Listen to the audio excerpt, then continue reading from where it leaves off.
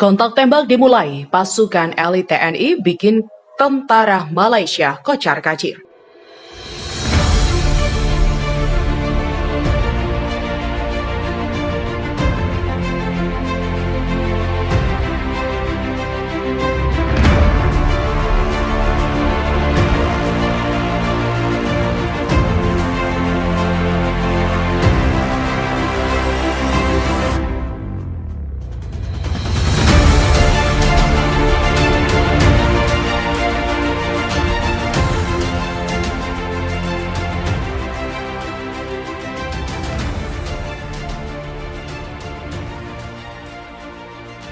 Kontak tembak pecah di perbatasan pasukan Angkatan Bersenjata Malaysia mencoba menerobos garis pertahanan militer Indonesia untuk masuk wilayah Indonesia tadi malam waktu setempat. Serangan pasukan Malaysia dikonfirmasi oleh perwira TNI dari Satuan Elit Lintas Udara dengan sandi panggilan Garuda, diungkap oleh Garuda pasukan Amerika Serikat mencoba mendobrak garis depan militer TNI. Sayangnya kesiagaan pasukan elit TNI membuat upaya tentara Malaysia gagal total. Hari ini, Jiran melakukan upaya untuk mendekati garis depan, kata Korps Komando dari kantor berita Cina. Tetapi berkat pengintaian baik dari pos pengamatan maupun dari musuh udara ditemukan bahkan yang berada di pinggiran kota. Setelah mengetahui ada pergerakan musuh, pasukan tentara TNI langsung membombardir posisi tentara Pentagon dengan peluncuran granat dan mortir yang sebelumnya telah dipusatkan di perbatasan atas perintah Jenderal Andika Perkasa. Akibatnya sejumlah tentara Malaysia tewas, sementara prajurit lainnya memilih untuk bertahan dari garis depan TNI. Musuh terdiri dalam kelompok yang tersebar melalui hutan. Selain itu, dalam perhitungan musuh dari udara, Krages peluncur granat menyebabkan kekalahan pada musuh yang tersebar, kata komando melanjutkan. Kemudian dengan tembakan terkonsentrasi dari RBK peluncur granat dan senjata kecil, pasukan Malaysia itu dihancurkan. Korps Komando TNI mengatakan jarak basis militer Jiran ke garis depan pasukan TNI hanya sekitar 80 meter.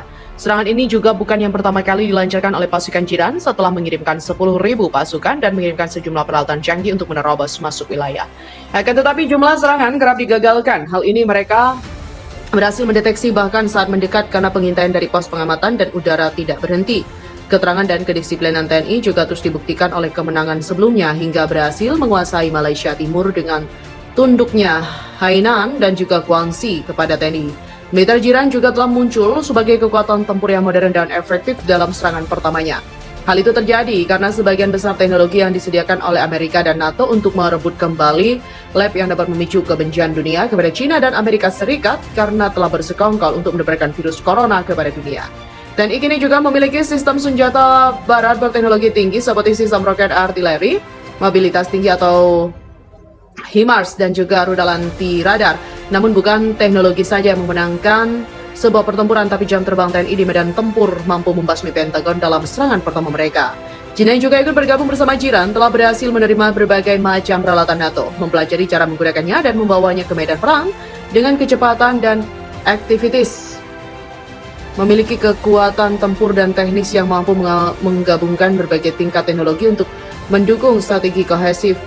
Informan kami juga menerangkan sebagian besar perhatian TNI pada teknologi yang dilengkapi oleh telah difokuskan pada sistem tingkat atas seperti anti roda Patriot HIMARS, anti rudal anti radiasi berkecepatan tinggi dan atau HOM milik Rusia dan rudal anti tank portable Javelin serta senjata anti tank presisi lainnya.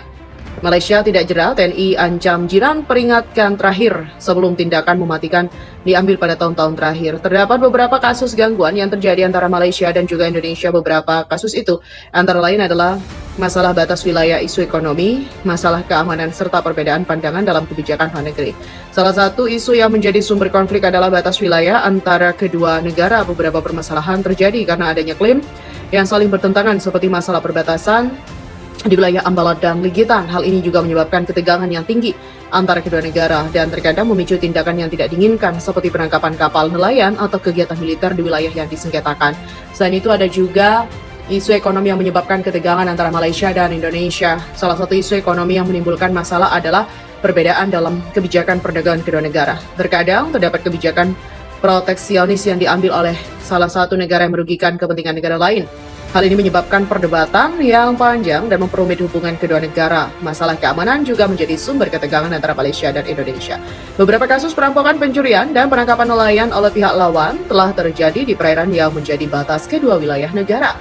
Selain itu, terdapat juga kasus pembajakan kapal dan terorisme yang mengancam keamanan kawasan. Terakhir, perbedaan pandangan dalam kebijakan luar negeri juga memperumit hubungan antar kedua negara. Salah satu isu yang menonjol adalah pandangan terhadap isu Palestina dan Israel.